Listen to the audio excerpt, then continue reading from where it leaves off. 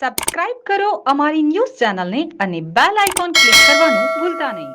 કતારગામમાં જાતિ પ્રમાણપત્ર મેળવવા માટે ખોટા દસ્તાવેજોનો ઉપયોગ કરવાના કેસમાં એક પિતા અને પુત્રીની ધરપકડ કરવામાં આવી છે.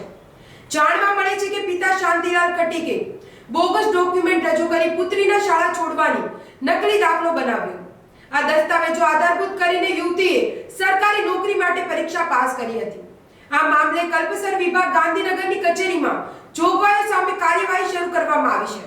કાર્યવાહીથી સંબંધિત તપાસ ચાલુ છે.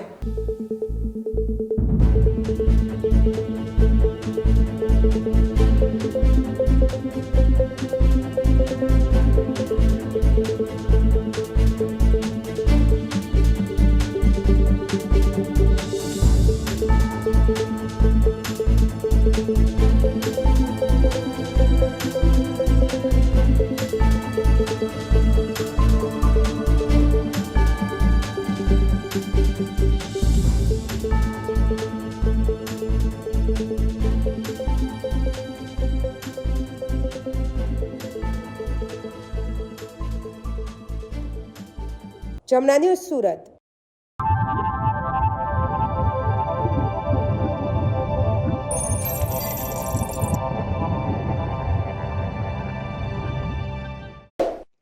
સબસ્ક્રાઇબ કરો અમારી ન્યૂઝ ચેનલને અને બેલ આઇકોન ક્લિક કરવાનું ભૂલતા નહીં.